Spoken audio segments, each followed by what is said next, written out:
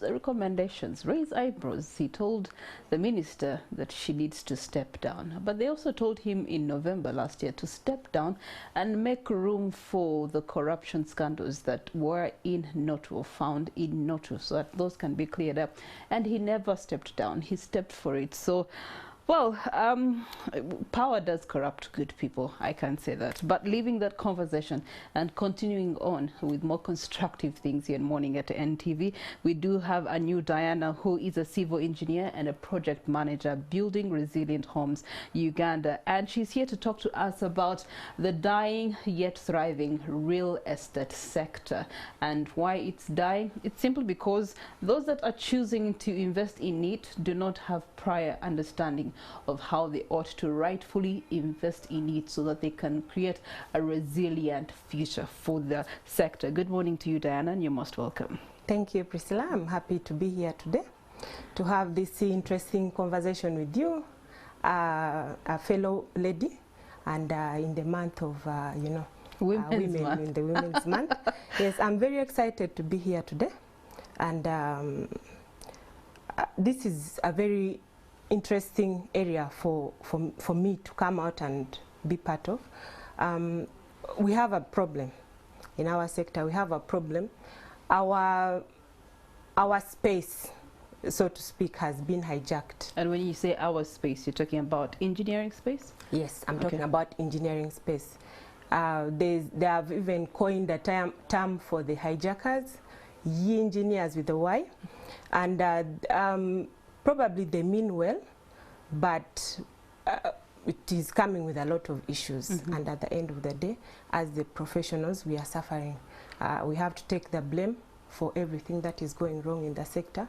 So it's about time that we start having some of these conversations and finding a solution that will benefit both the users, the consumers of the construction products, and let people know that actually you don't have to, it's not about, we are not expensive.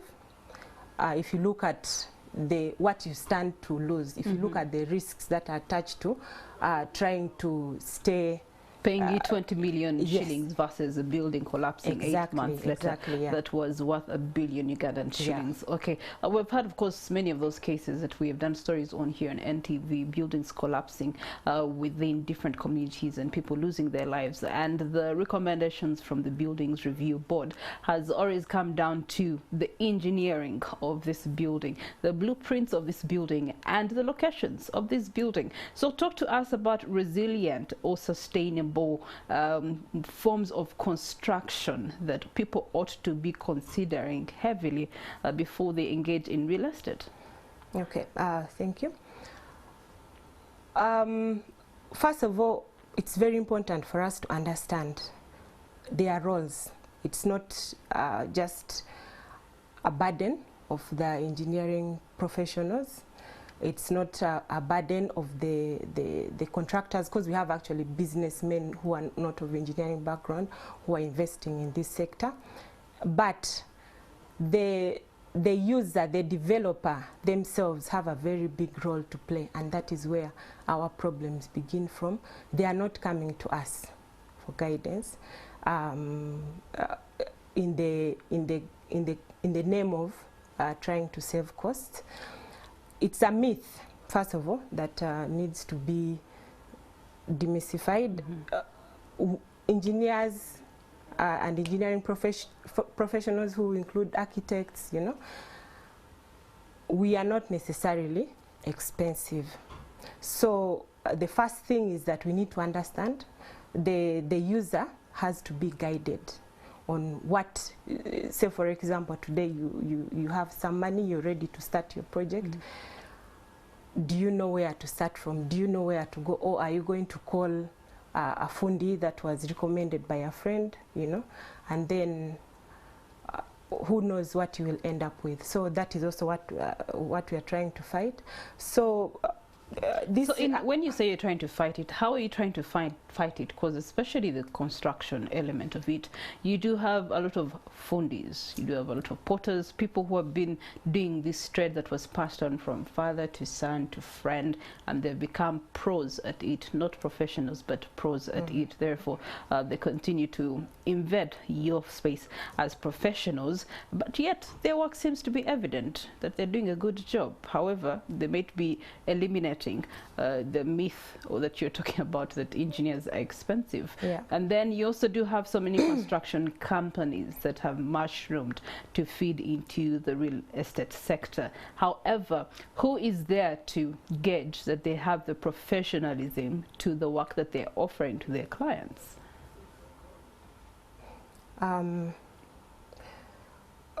Yes, we have the fundis. They are doing an amazing job, but they need oversight, okay? Because you realize that some of the experience they have learned, most of them have learned on the job, like you said, carried on the trade from the father, and along the way they have picked up some bad practices.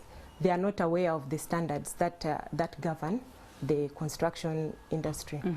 For example, I was having a very interesting conversation earlier on with one gentleman from an association that works with disabled people, and he was telling me some of the issues, some of the challenges that they are facing. They're also trying to fight. So for us, we understand the standards. Sometimes these fundis, the standards are not communicated to them, or they are not aware of them. There's misinformation. So you realize that a building is set up. Even you, as the owner of the facility, you may at one point not be able to access such a facility, because today you're able-bodied. Who knows what will happen tomorrow? Accidents can happen, diseases can happen. So your dream home or your dream facility should not become the prison. That you should not build like a place of misery for yourself. So, and this fund is, it's okay, and we really appreciate what they contribute to the sector, but you need professionals to guide them. How about a consideration of getting those that already seem to be plying the trade skillfully and then train them to then adopt the standardization that you're talking about? To the extent possible, because you realize it takes time, you know, to study even the standards. We have some national standards, we have some international standards that govern our actions. We have a professional body that ensures that we are maintaining the required standards.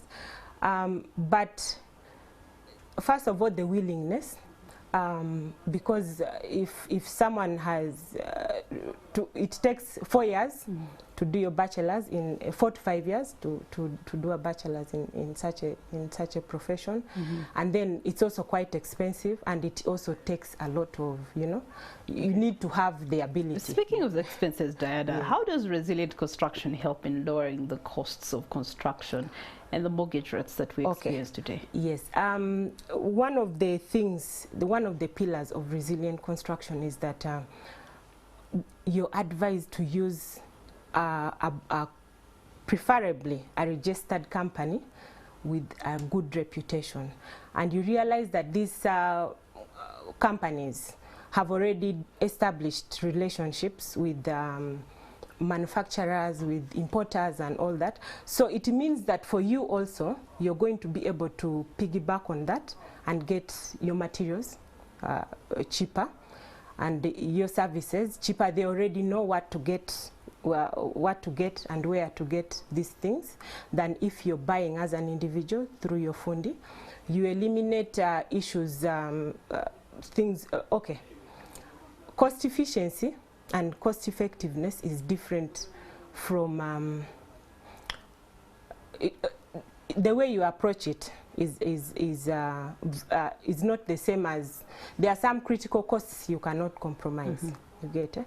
So if you're working with a company that is reputable and has the right experience, you realize that at the end of the day, you will lower your costs in terms of the materials you procure, and also not making compromises that may look cheap at the time, but in future.